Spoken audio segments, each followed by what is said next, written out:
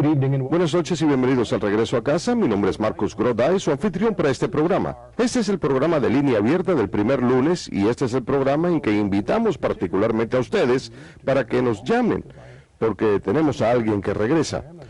Como hago generalmente en este episodio, tenemos a un invitado que regresa, es alguien que ha estado aquí anteriormente con nosotros.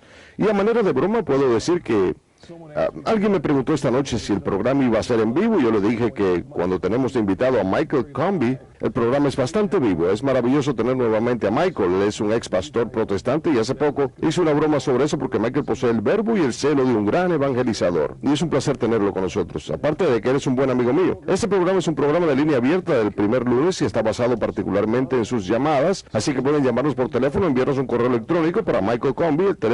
El número es 1-800-221-9460 y fuera de los Estados Unidos pueden llamarnos al número 205-271-2980 o pueden escribirnos a thejourneyhome@ewtn.com. Tan pronto como recibamos sus llamadas y sus correos electrónicos, vamos a darles la debida atención. Michael, bienvenido nuevamente, regreso a casa, es un placer verte por acá. Gracias. Pues no nos hemos visto muy seguido. Por favor, toma 5 o 10 minutos de tu tiempo para recordarle a la audiencia sobre tu regreso y si quieren escuchar el resto, probablemente van a ir a tu página web y conseguir una copia de tu historia, o pueden ver el programa anterior del regreso a casa. Pueden hacerlo, pero es un milagro pedirle a un ex predicador bautista o pentecostal que haga algo en 5 minutos.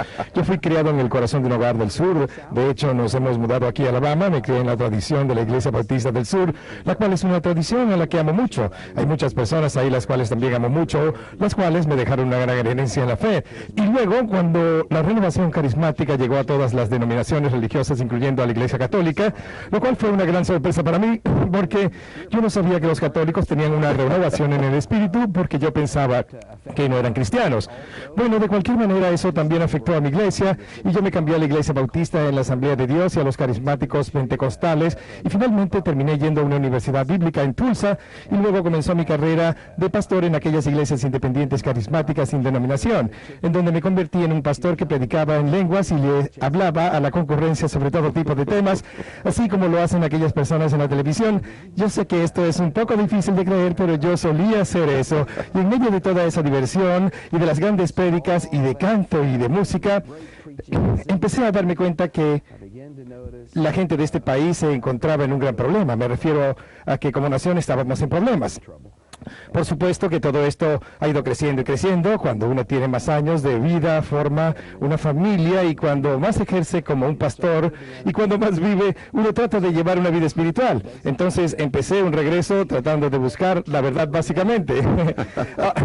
Ahora bien, si tú me hubieses dicho que la verdad me iba a llevar a la Iglesia Católica, te habría dado una bofetada en la cara y te había hecho callar. ¿Católico? Yo pensaba que no había ninguna relación entre la verdad y los católicos, los cuales eran unos pecadores. Esa fue la forma en que yo fui criado. Yo ignoraba la verdad. Los evangélicos son criados para estar en contra de la iglesia, pero había un grupo aparte y ese era mi grupo. Luego tuve una de esas experiencias, como la de San Pablo, cuando se dirigía a Damasco y se cayó del caballo, y me dije a mí mismo, mejor debería callarla. Señor, ¿estás en el lado católico? ¿Qué? Porque yo me encontraba buscando. Lo que sucedió finalmente fue que yo quería regresar al mismo comienzo, porque había una serie de denominaciones. Yo las amaba todas estaban compuestas de personas cristianas maravillosas, pero había una serie de confusiones entre los protestantes acerca de cuál versión en la Biblia era la versión correcta, sobre cuál interpretación era la interpretación correcta. No había ninguna autoridad y yo sabía que teníamos que presentar realmente un frente unido.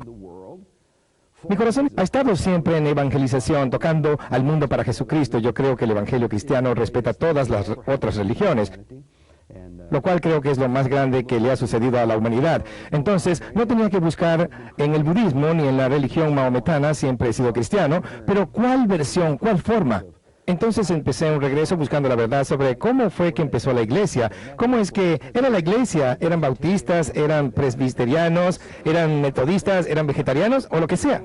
Y quiero decir que descubrí todo lo que hace cualquier clérigo protestante converso, los escritos de aquellas personas llamadas los primeros padres de la iglesia, sobre los cuales yo nunca había escuchado nada, no tenía idea de que existían. Entonces comencé a estudiar y a orar bastante, y una cosa condujo a otra. Por supuesto que esto me tomó varios años, hasta que llegué al punto en el año 2001, en que me di cuenta que había estado en desunión o fuera de comunión con Pedro, y que eso significaba que había estado en rebelión contra Cristo, el cual había sido el fundador de la verdadera iglesia. Por lo tanto, decidimos entrar en la iglesia. Quiero preguntarte esto porque tú has estado en el programa anteriormente 3 o 4 veces, no recuerdo bien. 3 o 4 veces. ¿Y hace qué tiempo que estás en la iglesia? Van a ser 10 años en el próximo mes de septiembre. 10 años, caramba. A propósito, yo creo que tú estuviste en el programa El Regreso a Casa un mes antes de ingresar a la iglesia, ¿no es así? Creo que fue así. Creo que esa fue la primera vez que estuviste en el programa. Creo que sí. 10 años después, ¿qué estás haciendo? Bueno. Es algo frustrante y quiero que la audiencia ore. El día de hoy vemos más y más conversiones de ministros protestantes que vienen a la iglesia y yo creo que son más de lo que tenemos registrados en años anteriores, pero lo frustrante es cómo podemos saber si somos fieles guardianes de esos dones. Seguro, seguro. Y yo pienso que todos los cristianos evangélicos protestantes, cuando reciben un llamado, lo que nosotros los católicos decimos discernir nuestra vocación, la Escritura enseña claramente que los dones y llamados de Dios quedan con nosotros. Él nunca los quita. Entonces, como un muchacho de 10 años, le entregué mi vida a Jesús en la Iglesia Bautista, la Nueva Esperanza, que queda a un costado de la carretera 43 en el sur de Meridian, Mississippi. Y como sabes, los protestantes siempre se acuerdan del día, de la hora, del lugar y de todo eso. Yo sabía que estaba llamado para predicar, enseñar y trabajar en la iglesia cuando tenía 14 años de edad. Entonces hice eso, lo hice por 24 años y vine a la iglesia y he trabajado por espacio de 8 años como evangelizador, laico, a tiempo completo en la iglesia, llevando a cabo misiones parroquiales y hablando en conferencias, enseñando apologética y evangelización, enseñando a los católicos a defenderse de personas como yo, y eso ha sido maravilloso. El primer año fue terrible, tuvimos que comenzar desde el principio, perdimos todo, pero luego se propagó lo que yo hacía, pude dar conferencias, dar enseñanzas y predicar un poco, y de ahí todo ha sido maravilloso. En la red global del Regreso a Casa Internacional en los últimos 17 años, creo yo, hemos trabajado con más de 1.800 ministros protestantes de más de 100 denominaciones. Y cada uno de ellos ha enfrentado este mismo problema. Bueno, yo sé que estoy llamado a regresar a casa. Quiero decir, está bien, no has encontrado todos los trabajos que querías. ¿Te arrepientes de haber regresado a casa? No, nunca, nunca. Casualmente mi esposa y yo, ocasionalmente una vez al año hablamos sobre este asunto. ¿Qué piensas ahora? Ya ha pasado otro año, ¿qué piensas ahora? Y te puedo decir que ella es una persona maravillosa. Hemos estado casados por 29 años y hemos pasado por todo, por así decirlo. El padre Mishpaqua diría, es un buen comienzo, pero él no ha estado casado por 29 años, pero ella, de vez en cuando, ella fue bautizada cuando era una bebé, pero su familia se desintegró y todos los niños fueron puestos en un hogar para niños, en un orfanato. Y ella fue enviada a un maravilloso hogar para niños. Era un lugar protestante administrado por la Iglesia de Dios, el hogar para niños de la Iglesia de Dios en el estado de Tennessee. Ellos le ayudaron a terminar su educación, la enviaron a la universidad y obtuvo un título de profesora. Y he estado enseñando por todos estos años. Juntos comenzamos nuestro regreso a la iglesia y de vez en cuando ella me mira cuando nadie está presente y me agarra de la solapa y me dice, quiero decirte algo, muchacho, el regalo más grande que me has dado en los 29 años que tenemos de casados es el haberme traído de regreso a casa, a la iglesia católica. Entonces, quiero decir que nosotros no tenemos ningún remordimiento, no cambiamos nada. Muy bien, quiero pedirle a la audiencia que oren por ti y tu familia y por todos aquellos que están en el regreso. Gracias. Muy bien, tenemos una serie de correos electrónicos esperando por nosotros, pero antes de eso quiero hacerte una pregunta, una cosa. También he notado en estos años que estoy conduciendo este programa, así como mi trabajo en la red global de regreso a casa, es que muchas personas provienen de diferentes denominaciones que piensan en ingresar a la iglesia católica, se encuentran algunas veces con diferentes tipos de escollos. Los presbiterianos piensan en ingresar a la iglesia, así como los metodistas, bautistas, de la Asamblea de Dios, de la Iglesia de Cristo, anglicanos y otros. Muchos de los problemas que enfrentamos aquellos que queremos hacernos católicos son los mismos, aunque algunos son un poco diferentes, debido a las diferentes tradiciones de donde provenimos. Por ejemplo, debido a tu tradición bautista, ¿cuál dirías tú que es la clave principal, la clave bautista para superar los escollos? No tenemos el suficiente tiempo en el programa, pero voy a tratar. A propósito, tenemos varios maravillosos hermanas y hermanas bautistas. Tengo sus correos que nos están viendo esta noche. No sé si estoy correcto cuando digo que nos están viendo, pero la iglesia San Juan Bautista de Illinois, toda la congregación se ha reunido en el salón de reuniones para ver este programa y ver lo que habla este expastor bautista ahora que es católico.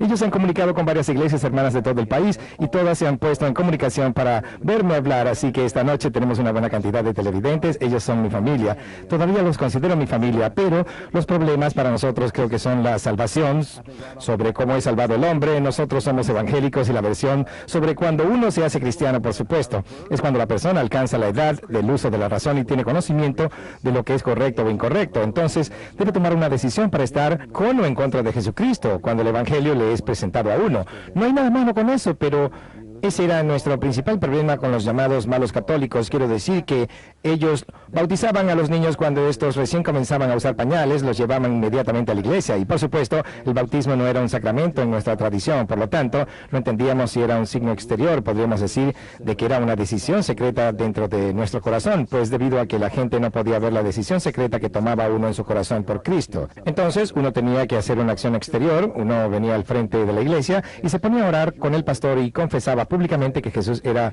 su Señor. Porque la Escritura dice que si uno cree en su corazón y confiesa con su boca, Jesucristo es nuestro Señor y está salvado.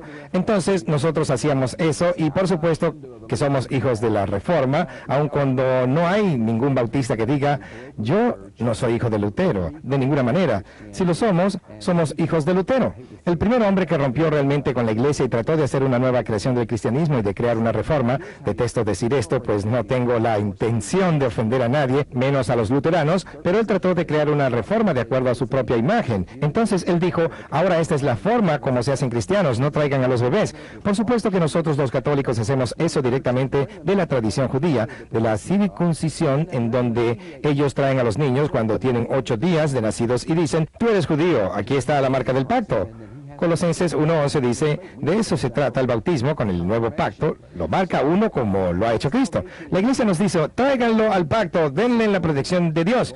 Y entonces uno no abandona su responsabilidad, uno todavía tiene que criar a ese niño para que sepa quién es Jesucristo y luego tiene que hacer una profesión pública de su fe. A esto lo llamamos el sacramento de la confirmación. Entonces todo ese tema de la salvación, autoridad, el Papa, oh Señor, ten misericordia, uno no va a encontrar. No hay ningún Papa en la Biblia, uno no va a encontrar el purgatorio ahí, pero estas dos cosas, el tema de la autoridad, y por alguna razón nos sentíamos como todos esos católicos están ciegos vagando por ahí, ellos no leen la Biblia, no pueden leer la Biblia por sí mismos.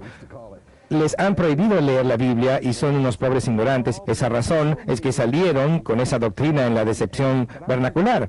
Quiero decir, de la Inmaculada Concepción, así es como solíamos llamarla, porque si conocieran la Biblia sabrían que nadie nace sin pecado. En fin, habían una serie de conceptos erróneos, pero quiero decirte que estas son buenas personas, sus corazones están en la búsqueda del Evangelio, aman al mundo, conocen al mundo y saben que el mundo se estaba muriendo en el pecado, y aquellos que eran, no todos los bautistas son anticatólicos, pero aquellos que lo eran, lo veían así porque pensaban que el catolicismo estaba engañando a la gente y los estaban alejando de la verdad de quién es Jesús y de cómo nos ha salvado y de cómo ser un buen cristiano, porque la evangelización se encuentra en el corazón de nuestra iglesia. Entonces, una vez más yo diría que básicamente el tema de la salvación, la justificación, el papado, María, todos los grandes. Yo tengo un juego de CDs titulados Esta es nuestra fe, que trata con los temas más controversiales, con las grandes objeciones, con las objeciones más comunes que tienen los evangélicos para hacerse católicos. Entonces, ante nosotros el papado, como bien sabes, con cualquier doctrina, cualquier objeción dice, con cualquier objeción que tengan mis hermanos evangélicos, cada vez que entramos en una conversación, me dicen, yo sería católico excepto por, o me dicen, yo sería católico si no fuera por. Entonces, hablemos sobre lo que ellos tienen crucifijos en sus iglesias. Jesús todavía está en la cruz, está bien. Ese es San Juan 3:16 que habla sobre esto, este es su versículo favorito, pero de todas maneras, pues Dios amó tanto al mundo, entonces para ellos los problemas son María, la confesión o el purgatorio o lo que sea. Yo nunca escuché estas objeciones, siempre hay algo detrás de eso. ¿Por qué esa cosa en particular te hace sentirte incómodo? ¿Por qué detestas que Dios haya dicho que María tiene que ser especial, que tiene que ser algo precioso?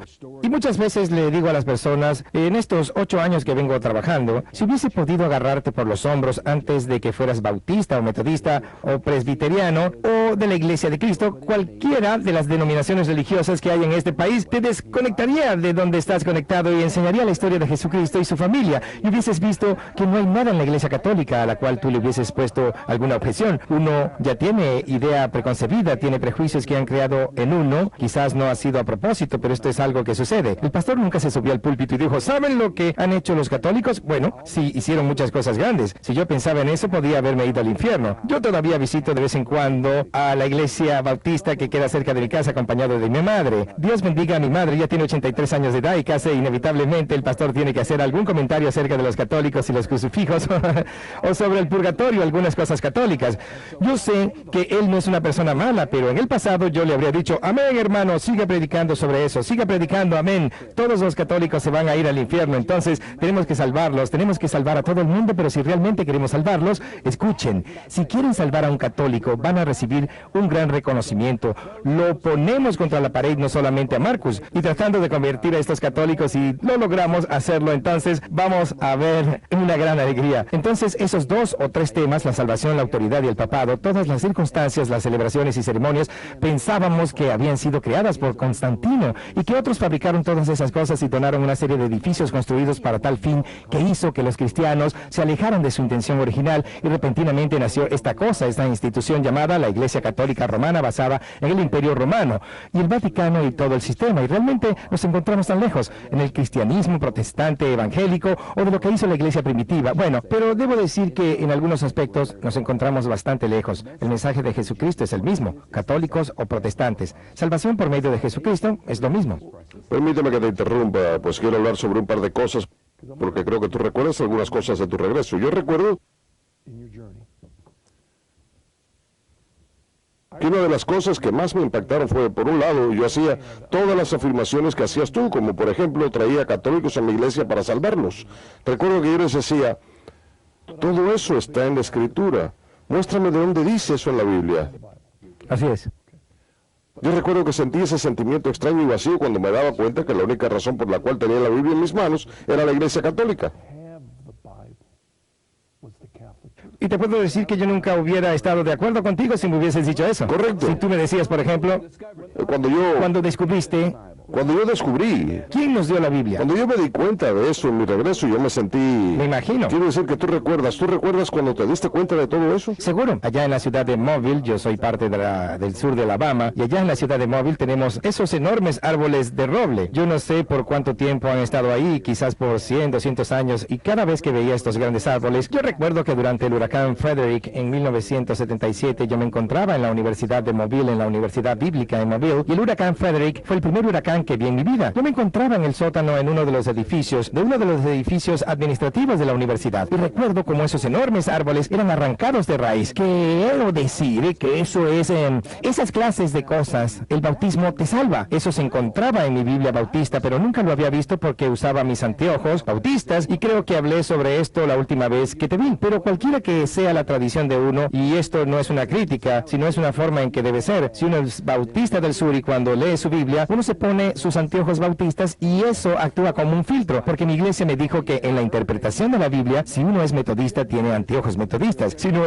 es presbiteriano, el filtro, el del lente por el cual uno lo ve, todo lo que lee va a ser de su denominación. Así es como va a ser. Alguien me podría decir, Michael, todo lo que has estado haciendo tú es probarte estos diferentes tipos de anteojos y simplemente los has cambiado por anteojos católicos. Eso es verdad, pero existen los anteojos originales y son los que me dieron las escrituras, y la iglesia católica es realmente la que tiene la autoridad de interpretar este libro con todo respeto para todos los demás. Entonces es como esos enormes robles, es como has dicho tú. ¿Qué sucede cuando uno se da cuenta de esta verdad y de esta otra? Entonces yo me encontraba manejando por la calle gubernamental, la cual es la calle principal que conduce a la ciudad de Mobile, y un enorme roble salió volando por los aires frente a mí y mi auto impactó contra él, y yo simplemente me encontraba conmocionado y tuve que detenerme. Quiero decir que la Biblia dice la verdad nos hará libre, pero sabes, primero te hace sentir miserable y después te hace libre. Yo recuerdo la primera de Timoteo 3:15, ve pilar y base de la verdad. Caramba. En la iglesia, ¿qué hacías con eso? ¿Pensaban en eso en tu pequeña iglesia bautista? Pero se menciona bien claro ahí en la Biblia. Sí, pero sabes, uno puede creer en eso, en esa forma genérica, el pilar y la base de toda verdad en la tierra es la iglesia. Bueno, nosotros decíamos, en realidad yo no sabía que estaba en la Biblia. Correcto. Aun cuando todos los protestantes que saben la Biblia de memoria, yo no sabía que eso se encontraba ahí. Entonces, bueno, si un católico menciona la Escritura y dice, ¿cuál crees tú que es la base de toda la verdad? Bueno, lo primero que piensa un evangélico y contesta es la palabra de Dios. Pero la palabra de Dios no dice eso. Ay, ay, ay, ay. Y para uno que cree en la Escritura solamente, se guía por el libro y dice, lo que está en el libro es la verdad. Dios me ampare. Por eso vivimos nosotros, creemos en eso desde el comienzo hasta el final, incluyendo los mapas. Inclusive creemos que hasta los señaladores de páginas han sido inspirados por el Espíritu Santo, pero de cualquier manera sobre ese libro, lo que dice el libro, no la palabra. Quiero decir que es una afirmación correcta. La palabra de Dios es el fundamento de la iglesia, pero la palabra, que es la verdad, dice la iglesia que el fundamento de caramba. Entonces uno se topa con el próximo roble. ¿La iglesia de quién? ¿Cuál iglesia? Esa es una de las cosas. Cuando uno se da cuenta, no lo hace sentir mejor, sino que lo hace sentir peor. Lo hace sentir a uno completamente mal. Efectivamente. Como sabes, eso fue parte de mi regreso, pero nos gustaría saber qué es lo que creen los presbiterianos que sea diferente a los bautistas. ¿Qué es lo que creen los presbiterianos y bautistas que es diferente a los metodistas? ¿Por qué es que los presbiterianos, los nazarenos, la Iglesia de Cristo, Hermanos Unidos, los Hermanos de Cristo, los hermanos de todas esas diferentes iglesias, ¿por qué? ¿Por qué hay muchas de esas que dicen, nosotros seguimos al mismo Jesús? Ahora bien, en ese punto yo no tenía ningún indicio de que al final de este camino iba a estar en la Iglesia Católica, el último lugar en la tierra. Y esto es algo que tienen que saber ustedes, mis hermanos, sean católicos o no. Ustedes tienen que saber que este anticatólico pensaba que el último lugar en la tierra donde iba a estar era pero yo quería la verdad, Marcus. No me importaba. Yo me encontraba en un momento en mi vida en que quería saber la verdad sobre el cielo y el infierno. Quería la verdad sobre la salvación. Quería la verdad sobre María. Quería la verdad sobre el purgatorio. Yo quería saber la verdad sobre la Biblia. ¿De dónde provenía? ¿Cuál interpretación es la correcta? Yo quería saber la verdad, no importaba quién la tuviera, por esa razón me voy. Entonces regresé al principio, empecé a leer, empecé a orar y recibí la ayuda de una serie de hermanos que se encontraban en el mismo regreso, y entonces Dios empezó, por obra del Espíritu Santo. Ningún católico dijo nada, me dijo nada, y el Espíritu Santo y nuestros estudios y leyendo juntos una serie de libros escritos por grandes escritores como Thomas Howard, Ser evangélico no es suficiente, Robert Webber, Evangélicos en el sendero a Canterbury. Todos estos evangélicos estaban siendo guiados de regreso hacia una adoración litúrgica. Ninguno de nosotros tenía ningún pensamiento católico, pero algo estaba sucediendo y nosotros estábamos tratando desesperadamente de ser más efectivos, de tocar al mundo para Jesucristo. Y ahí a uno de mis amigos se les ocurrió decir, ¿estás pensando en hacerte católico? ¿Esa es la forma en que piensas tocar el mundo? Pero tienes que escuchar toda la historia, hay muchas cosas por decir. Veamos este correo electrónico, ese de Daniel de Ohio, y dice, Marcos y Michael, yo soy un hombre católico que está saliendo con una muchacha bautista. Santa María. No, espera un momento. Oh, no, te aconsejo que te alejes de ella. Corre, muchacha, aléjate de ella, lo siento. Yo soy un hombre católico que está saliendo con una muchacha bautista. ¿Cómo puedo ser para explicarle bien la fe católica? Yo me encuentro bastante enraizado en mi fe. Por otro lado, ella no tiene la misma educación acerca de la suya. Les agradecería que me aconsejen qué puedo hacer en este caso. Muchas gracias. Gracias, Daniel, por escribirnos. Caramba, ¿sabes, Marcus? Se me destroza el corazón. Y me sorprende que diga él que esta es una muchacha bautista, porque es una bautista de Ohio. Ahora bien, si fuese una bautista del sur, estoy bromeando, simplemente estoy bromeando. Nosotros conocíamos nuestra fe y me sorprende que diga que ella no está enraizada en su fe. Hace aproximadamente un mes yo me encontraba en Shreveport, Louisiana, y recibí una llamada. Yo estaba en Mississippi haciendo unas grabaciones, predicando y otras cosas más, y me encontraba ahí en una misión. Y un hombre joven con una historia parecida al que envió el correo me dijo, Michael, yo soy católico y me he casado con la novia que tenía en la secundaria. Ella ha estado casada anteriormente, pero su matrimonio no funcionó y yo regresé a casa un año después. Yo estaba libre, ella estaba libre, nos casamos y tenemos ahora 2 pequeños niños. Ella es bautista. Y tienes que saber cuánto amo a esta gente bautista, porque ellos son mi fundamento en la fe. Son algo muy especial para mí. Los dos hablamos un poco acerca de la religión. Le digo, yo soy católico, tú eres bautista. Muy bien, eso no va a ser ningún problema para nosotros. Ahora tenemos 2 pequeños hijos y él me dijo, cuando le recuerdo a mi esposa que ella estuvo de acuerdo, cuando nos casamos, lo cual es parte de la vida católica, le dije que aún cuando tú no eres católica y yo soy católico, tú estuviste de acuerdo en criar a nuestros hijos en la iglesia católica. Entonces ella dijo, está bien, pero ahora es tiempo de que ellos vayan a las clases bautismales. Yo no. Ella montó en cólera y al primer enfado que tuvo, ella se salió de las clases y me dijo, yo no estoy de acuerdo en nada de lo que he escuchado. Y ahora, de repente, lo que ellos creen es importante. Ellos dijeron que no es importante. Entonces, en primer lugar, por favor, piensen seriamente acerca de lo que van a hacer, porque hay matrimonios mixtos entre católicos y bautistas, católicos y presbiterianos, que han vivido felizmente más de 30 a 40 años. Y ellos han acordado amar y respetar a la iglesia de cada uno. Ellos van juntos a la iglesia, la esposa es católica y no recibe la comunión, pero participa en la misa, asisten a misa por las noches, el otro cónyuge va al servicio de la otra persona. Por lo tanto, hay una forma de darle solución a este tema. Entonces, esta pareja me pidió que fuera a visitarlos y me pasé más de 3 horas ahí. Y lo que les dije fue, ustedes van a tener lo primero que deben hacer, debido a que ustedes ya conocen la fe, es tomar unas lecciones de historia para saber quién era Jesús y cuál es la iglesia que él comenzó. Y espero que ella esté de acuerdo con esto, si ella no cree en ese momento que Jesús fundó realmente nuestra iglesia. A lo cual esta joven a la que yo estaba tratando de ayudar conjuntamente con su esposo dijo, yo no creo en eso. Es como un juego por teléfono, uno le cuenta algo a alguien y este le cuenta al otro. y el jugador final se lo hace saber en su integridad a todo el grupo. No puedes decirme que la misma doctrina y la misma práctica es lo que existe en una iglesia católica, igual que cuando comenzó con Jesucristo. Yo le dije, así es, hemos actualizado algunas cosas, pero es lo mismo, el principio. Todas las enseñanzas de los padres de la iglesia, la misa que describe San Justino Mártir en el primer siglo, es exactamente la misma misa que todavía celebramos. Y ella me dijo, cállate, eso no es así, te lo digo yo. Entonces usted va a tener que conversar con ella con mucho amor. Y si ella no conoce realmente la fe, probablemente usted y ella van a tener muchas discusiones todavía. Entonces lo que necesita encontrar ella es lo que ella cree en ese momento, y entonces a partir de allí puede conseguirse un catecismo básico, puede conseguir un ABC de la fe cristiana y también tomar clases de apologética. Michael, esto me hace pensar en algo. Tenemos que hacer una pausa dentro de un momento, pero quiero hablar sobre algo antes de la pausa, porque muchas veces decimos que la razón por la cual queremos que nuestros hermanos separados, los cuales aman a Jesús y han sido bautizados, regresen a casa, es la plenitud de la verdad. Eso es lo que deseamos, pero esto puede sonar algunas veces completamente intelectual, porque esto me recuerda algo en la segunda de Timoteo 3, cuando él habla acerca del final de los tiempos, y no voy a entrar en detalle al final de los tiempos, no voy a describir todos esos temas, pero uno de ellos dice, la gente aparentemente será muy religiosa, pero negarán el poder de la religión. Marcus, ¿sabías tú que eso era lo que decíamos de los católicos? Sí, lo sé. Que ellos aparentemente eran más religiosos que cualquiera, pero negaban el poder y la prédica del Evangelio y el bautismo en el Espíritu. Estoy hablando del poder de los sacramentos. Como ven, nosotros no. Yo nunca escuché sobre eso. Lo único que conocía era la ciudad de Sacramento, en California. Esta era la palabra más conocida cuando escuché la primera prédica. Yo tenía 36 años de edad y nunca había escuchado la palabra sacramento. Este pastor se puso de pie y dijo, tenemos que regresar a los sacramentos. Y yo dije, ¿qué? ¿A dónde? Pero el punto es... Por supuesto, por supuesto. Yo entendía que esa era una palabra católica. Correcto, y eso es algo que queremos enseñarles, aunque quizá no quieran escucharnos por la razón. Aún cuando queramos que nuestros hermanos separados que están viendo este programa, la razón por la cual queremos que conozcan la plenitud de la iglesia se debe a que la forma principal en que recibimos a Cristo, con el poder que hemos recibido de él para hacerlo, es por medio de los sacramentos. Recordemos que él dijo, sin mí no pueden hacer nada. Correcto, correcto. Son los sacramentos. Correcto. Quiero decir que eso es realmente lo que nos separa de todas las tradiciones cristianas. Eso es cierto, y a menos que se ofendan mis hermanos y hermanas, lo damos a entender como lo que tienen ellos no es suficientemente bueno. Señor mío, tenemos a Jesucristo. ¿Qué más quieren? Y escucho, amén hermano, tienes razón. Es como cuando el hermano que compartió conmigo la plenitud del Espíritu Santo me dijo, Michael, tú vas a ir al cielo porque eres cristiano. Pero hay mucho más y hay muchas más cosas que uno tiene que aprender para ayudarlo a hacer. Muchas cosas más por el Evangelio, más por Jesús. Cuando más almas, etcétera, etcétera.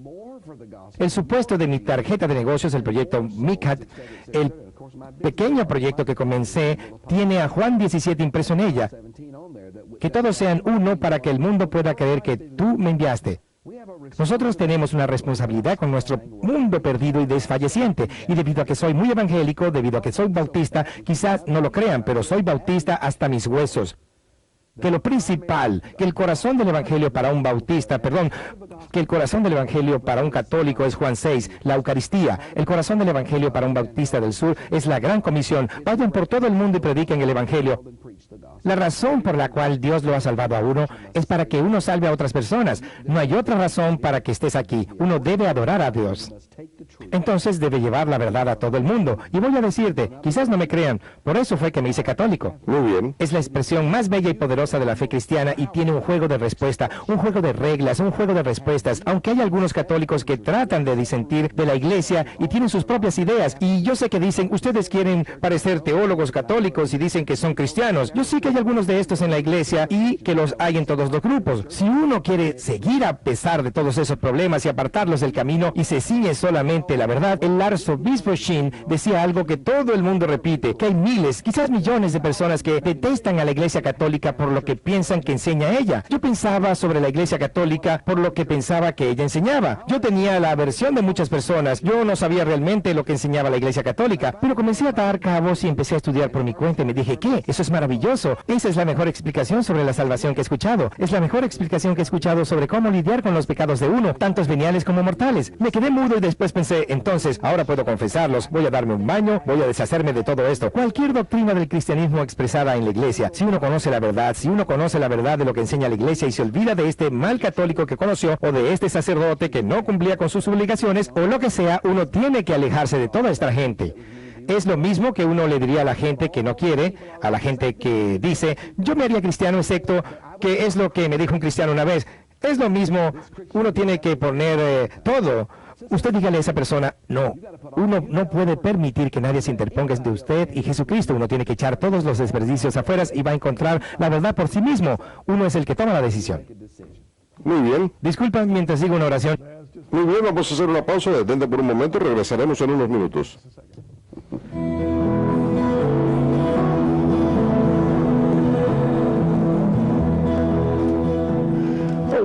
Bienvenidos nuevamente al regreso a casa. Yo soy Marcos Groday, su anfitrión, y nuestro invitado de esta noche es Michael Comby, un ex pastor protestante. ¿Cuál es tu correo electrónico para nuestros televidentes?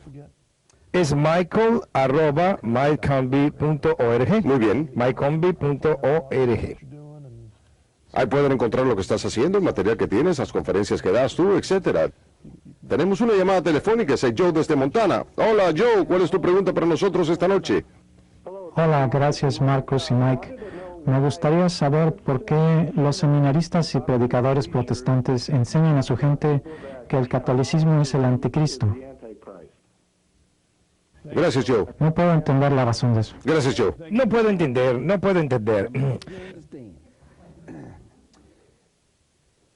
Nosotros creíamos, y no puedo hablar por todos los protestantes porque hay una diversidad enorme en el protestantismo cristiano, en el que cree cada grupo, ellos sostienen ciertas partes básicas de la fe, pero muchos a nosotros nos enseñaban de que el Papa era el anticristo porque... Y en toda la prédica, en todas las profecías de todos los tiempos que tratan, lo cual es una manera terrible, es una terrible tarea tratar de interpretar las escrituras de acuerdo a los acontecimientos actuales en los periódicos. Esa no es una buena manera de interpretar la Biblia. Entonces a nosotros nos enseñaron que cuando aparezca esta señal de predicción, cuando aparezca el anticristo, en primer lugar nos enseñaron que era una persona. Pero esta persona tiene que ser el líder de una comunidad global, de una comunidad de fe global, de una iglesia global, que tiene que tener una influencia mundial, el único cristiano. Quiero decir que Billy Graham es popular, pero él conduce una comunidad cristiana global, la única persona que conocemos. Y por supuesto, vemos que hay toda una idea anticatólica. Nuestra tarjeta de memoria es anticatólica en nuestro teléfono celular, ¿entienden lo que quiero decir? Y tenemos esta tarjeta de memoria de computadora en nuestro cerebro, y hasta que no sea removida, uno solamente va a escuchar lo que dice la iglesia. Uno tiene que ser diferente. Efectivamente, uno tiene que ser diferente porque decíamos, si es católico, entonces no puede ser bueno. Por eso, era como echar más gasolina al fuego. Por alguna razón uno siempre tiene que detestar a alguien. Tiene que haber personas buenas y personas malas. Uno tiene que encontrar a una persona mala. Entonces, para nosotros los católicos eran las malas personas porque, por supuesto, nuestro antiguo enemigo, nuestro gran enemigo es el demonio. El enemigo de la fe y punto. Entonces, el grupo más grande de personas cristianas. Nosotros no pensábamos que ellas eran cristianas, pero el grupo más grande, el cuerpo religioso más grande en la tierra es católico. La iglesia es la más antigua y la más grande. Entonces, el papado, el papa, era la única persona que conocíamos que era el líder de un movimiento global. Pensábamos que sus tentáculos llegaban a todas las naciones, por así decirlo. Por lo tanto, combinado con muchas otras ideas y doctrinas acerca de las religiones misteriosas de Babilonia, de eso pensábamos se trataba el catolicismo. El catolicismo tiene incienso, hábitos, velas y estos grandes mausoleos. ¿Te has dado cuenta que ninguna película de vampiros se filma en una iglesia bautista, sino que todas son filmadas en iglesias católicas?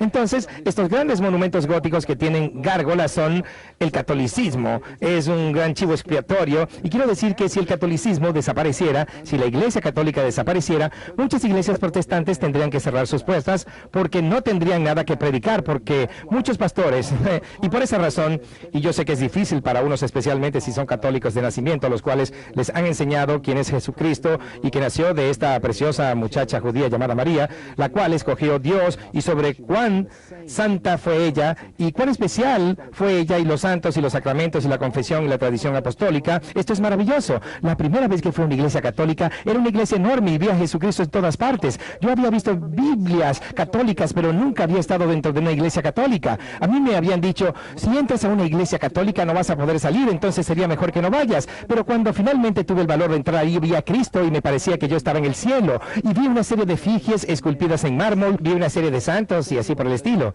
Pero, como digo, nos habían enseñado que la iglesia católica era la iglesia del anticristo. Y realmente todo esto se remonta al mismo Lutero, porque de hecho, si no me crees aún las biografías más contemporáneas de Lutero, yo estaba pensando en un hombre entre Dios y el diablo.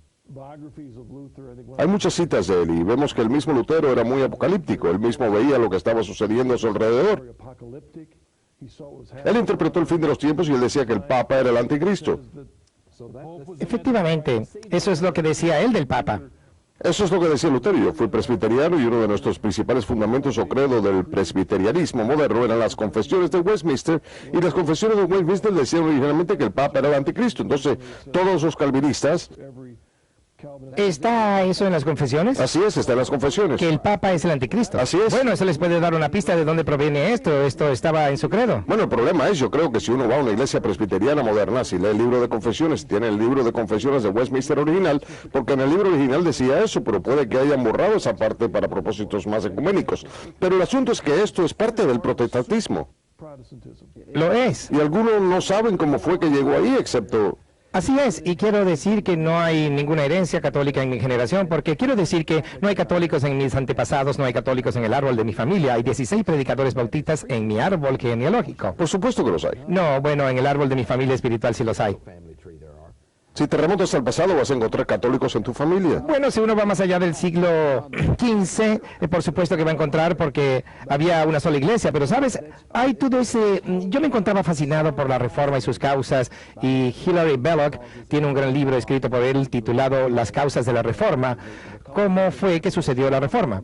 Y habla de 7 cosas, dice que no es una sola, sino son 7 u 8 cosas importantes que sucedieron. El derrocamiento de la autoridad, la confiscación de las tierras de la iglesia se encontraba en una gran confusión, y como saben, los cardenales se reunieron en el Concilio de Trento. Este fue en el concilio que se llevó a cabo con la finalidad de tratar el problema de la Reforma, y dijeron, no seamos muy duros con los protestantes. La Reforma sucedió debido a las facturas sin pagar de la Iglesia Católica, yo entiendo eso, y espero que se me corrigen y estoy equivocado, pues no quiero herir a nadie. Si tú me amas, tú me dices la verdad, y estoy seguro que ahora voy a recibir millones de correos electrónicos. Te amamos, hermano Michael, vas a ir directamente al infierno, estás equivocado. Si me amas, dime que estoy equivocado. Bueno, eso no importa, pero simplemente quiero decir que entiendo todo eso. Entonces toda la idea del anticristo, de que esta es la iglesia del demonio, es un gran malentendido. ¿Por qué? La base de esto, estoy seguro, es el enemigo mismo, porque esta es la iglesia que fundó Jesucristo, y dicen que su enemigo, por supuesto, es el demonio. Él no puede atacar a Jesucristo, entonces va detrás de uno, va detrás de su cuerpo, que somos nosotros. Y si el enemigo puede mantener ese cuerpo dividido, separado y en conflicto, el cuerpo no va a poder hacer nada. Es sorprendente ver a protestantes y católicos, los cuales por muchos siglos han estado en conflicto. Hay un libro que me gustaría recomendar titulado Las raíces de la Reforma, publicado por la Red Global de Regreso a Casa. No lo hemos escrito nosotros, sino que lo hizo un buen teólogo católico. Fue publicado originalmente por Carl Adams hace como 50 o 70 años atrás, y estoy seguro que está disponible en el catálogo religioso de EWTN. Las raíces de la Reforma es un pequeño libro. Bueno, regresamos a nuestra conversación. Es que hay muchas personas que nos están viendo en este momento y quizás no conocen todos los problemas de la Reforma de ambos lados, y la razón por la cual recomiendo este pequeño libro es porque muestra los problemas en ambos lados.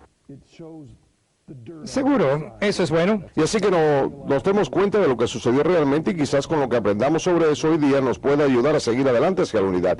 Tenemos un correo electrónico, es Brandon de Missouri, dice, ¿cuál es la posición de la iglesia en lo que respecta a hablar en lenguas?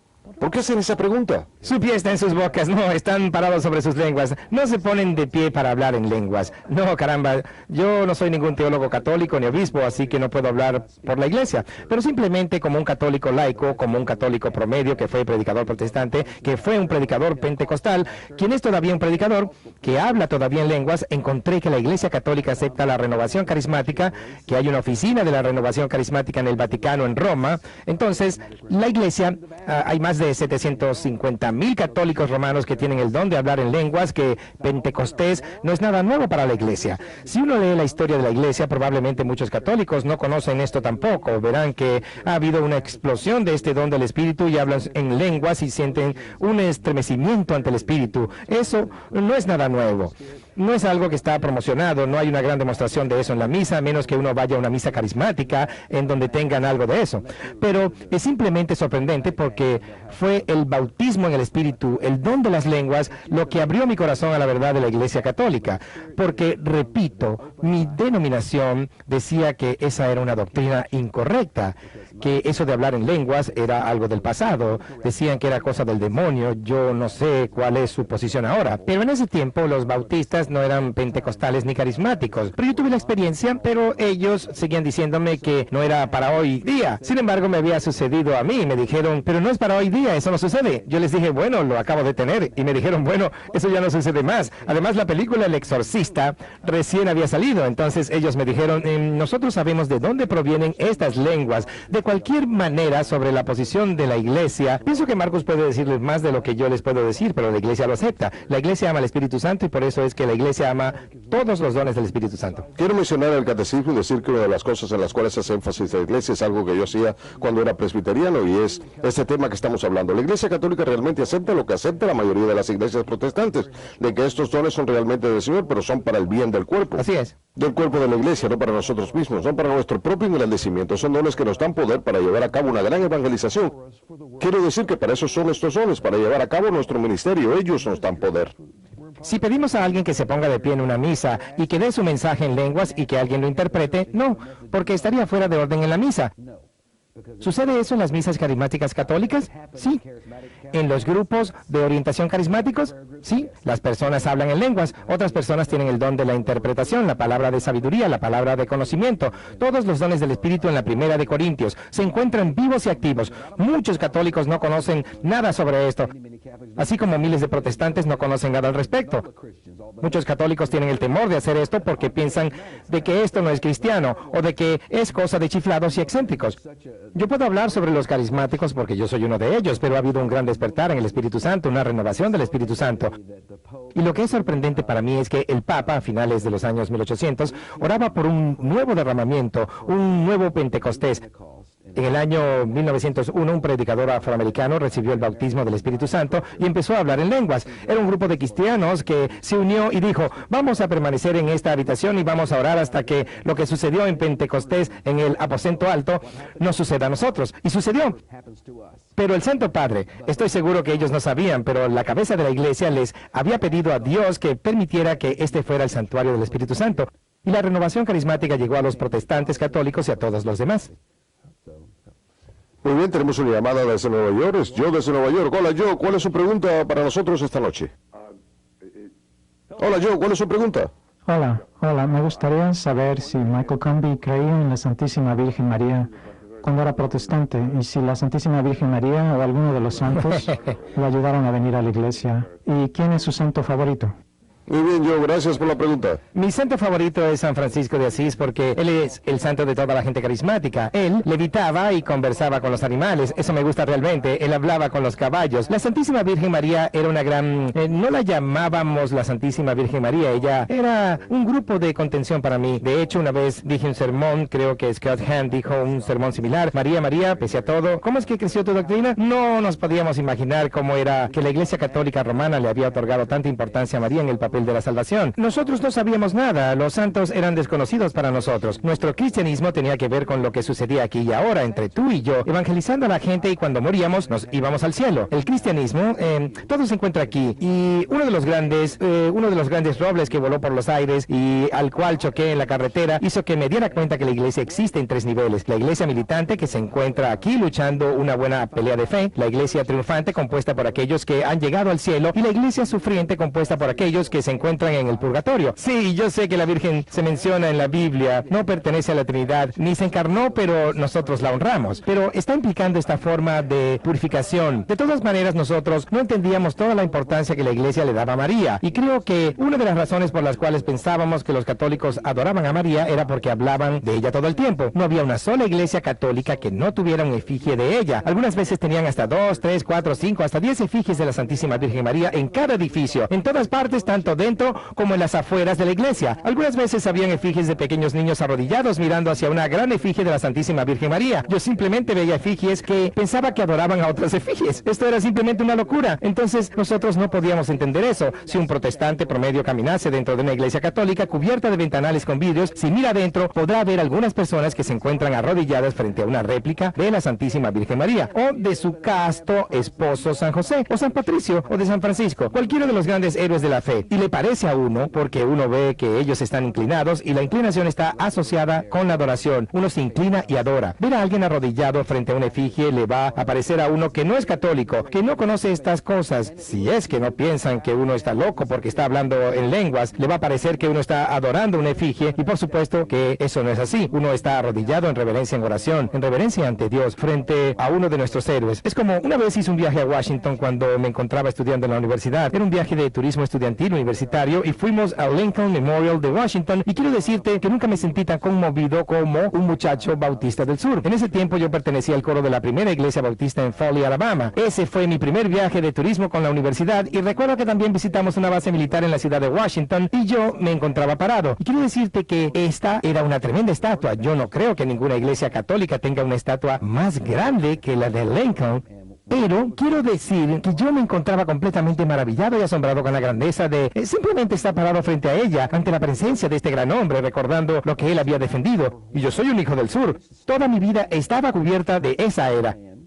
Y quiero decirte que en ese momento yo me encontraba lleno de emoción y de amor y de respeto, y muy orgulloso de haber nacido en el sur, entendiendo lo que había sucedido, sobre cómo había logrado mantener una unión en la nación cuando hubo todos esos problemas, todos los sacrificios que se hicieron en ambos lados. Todos perdieron familiares, todos tuvieron esta confrontación durante la guerra civil. Y simplemente quiero decir que si uno puede relacionar eso un poco a la Santísima Virgen María, a una réplica de la Santísima Virgen María o uno de los santos, nosotros no sabíamos nada sobre la comunión de los santos. Nosotros no sabíamos que se les mencionaba en las iglesias los domingos, aun cuando sabíamos que en la Biblia decía en Hebreos, estamos rodeados de nubes de testigos. ¿Y quién crees que son ellos?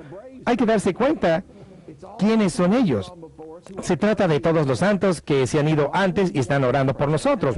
¿Por qué no quisiera uno que uno de estos santos orara por nosotros? Pero yo entiendo que hay una serie de malentendidos en donde pensamos que María es igual a Jesús y que ella puede salvarnos como Jesús lo puede, y que todos los católicos tienen que ir por medio de María para llegar a Jesús. Todo es muy confuso. Repito, muchos odian a la Iglesia Católica por lo que ellos piensan que enseña la Iglesia Católica. Y quiero decir una vez más, si yo pudiera tomarte con una mente pristina, con una pizarra limpia para escribir, en donde nada esté escrito en ella, y te enseño acerca de Jesús, de su iglesia y de la fe, y toda la iglesia tendría sentido para ti, todo tendría sentido. Pero para responder a tu pregunta, la Virgen María no tenía ningún lugar en nuestras vidas en ese tiempo. Muy bien, veamos si podemos hacer este correo electrónico. Es Michael desde Wisconsin y escribe: señor Combi, yo tengo dos amigos evangélicos que están interesados en el catolicismo, pero ellos piensan que los católicos son materialistas porque tienen iglesias extravagantes. Eso es muy interesante. ¿Por qué los protestantes critican a los católicos por tener iglesias decoradas y elaboradas? Gracias por su pregunta. Nunca podré olvidar a mi pequeño predicador de presión alta, con la cara roja, con las venas hinchadas en el cuello, que predicaba: esos católicos, vean esos tremendos palacios que construyen, y así por el estilo. Cuando hay tanta gente que se muere de hambre en el mundo y ellos construyen con oro y mármol y cosas así, y esas ricas ropas que usan los predicadores. Lo siento, padre, pero no sabíamos que se llamaban vestimentas. En primer lugar, necesitarían ir a través de la historia de nuestra fe como cristianos. Cuando digo nuestra fe, me refiero a todos los cristianos. Como saben, la iglesia, y si estudian bien, se darán cuenta que la iglesia no comenzó así con estos magníficos edificios, con toda esta belleza. Ellos comenzaron en sus casas, eran perseguidos, se reunían en los cementerios, celebraban la Eucaristía en las catacumbas, y finalmente, igual que en la película El Mago de Oz, donde dice: salgan, salgan, que la bruja malvada está muerta. Entonces, ahora no hay problema con ser cristiano, uno puede adorar ahora públicamente. Esta era la época de Constantino. Este es mi entendimiento, no tengo mucho entrenamiento en este tema. Constantino comenzó a donar estos bellos palacios, que antes fueron construidos para dioses falsos. Los cristianizó y los entregó a la iglesia, y ella los arregló. Pero yo creo que el concepto es que hay una serie de libros escritos al respecto, los cuales estoy seguro que están disponibles en el catálogo religioso de EWTN, acerca de estructuras arquitectónicas y sobre lo que el hombre estaba tratando de decir acerca del Dios que él ama. No tiene nada que ver con ser ostentoso u opulento o malgastar el dinero. Yo recuerdo que cuando estaba en la universidad fuimos de viaje en turismo a México y vimos que aún los pueblos más pobres tenían unas magníficas iglesias. Marcus, la gente decía: esta es la iglesia que es muy diferente a cualquier otra. No puede haber ningún otro edificio en el pueblo que se le pueda comparar. Ahora bien, sus amigos no van a tener ningún problema con las iglesias católicas modernas. Pero todas estas bellas y antiguas iglesias, estas catedrales de un magnífico estilo gótico y todo eso, las personas sacrificaron sus vidas. Los primeros padres de la iglesia decían que los edificios debían ser la catequesis en piedra. Jesús dijo, la casa de mi padre debe ser la casa de oración. Quizás hemos exagerado un poco en algo, yo no lo sé, pero a mí me encantan esas iglesias. Esa fue una de las cosas que me atrajeron a la iglesia católica. Cuando entré a una de ellas y cuando vi la belleza que reinaba en ella, me acordé de las palabras de Jesús cuando dijo, la casa de mi padre debe ser la casa de oración. Y cuando uno camina, el concepto, usted tiene que recordar esto, dígale a sus amigos, esta iglesia tiene siglos de antigüedad. Este no es nuestro primer rodeo, nosotros no comenzamos la semana pasada. ¿Saben lo que quiero decir? Hemos trabajado bien, hemos luchado duro. Han habido todo tipo de edificios, hemos experimentado todas las doctrinas que han llegado a nosotros, así como todo tipo de prácticas. Pero la iglesia es antigua, mi amigo. Y tenemos todos esos, como lo he dicho, cuando uno camina aquí, el interior de este edificio debe ser algo que lo haga enamorarse de su fe y que lo haga adorar a su Dios Todopoderoso. Entonces, damos lo mejor que tenemos, hacemos lo más bello que podemos. Leemos la Escritura acerca de lo que vio San Juan cuando fue llamado al cielo. Yo sé que muchos de nuestros hermanos dirían que eso no fue así, pero la iglesia se aferró a ese concepto y construyeron esos edificios como palacios para el Rey de Reyes y Señor de Señores, y estaban supuestos a durar eternamente, y muchos de ellos han estado ahí por más de 1000 años y 1500 años. Michael, gracias. Ha sido un placer. Muchas gracias por acompañarnos en el regreso a casa. Siempre es un placer tenerte por acá. Encantado de haberte visto y nuestras oraciones están contigo. Gracias. Ahora que comienzas tu colegio en otoño, así es. ¿Ya tienes tu pequeño estuche de lápices? ¿Vas a necesitarlos? ¿Pequeño estuche de lápices? Así es. No, pero está mi página web. No van para el seminario. Pero ya no necesito un estuche de lápices. Gracias, Marcos. Gracias por acompañarnos en este episodio del regreso a casa. Y siempre oro para que este sea una inspiración para ustedes. Dios os bendiga y nos veremos la próxima semana.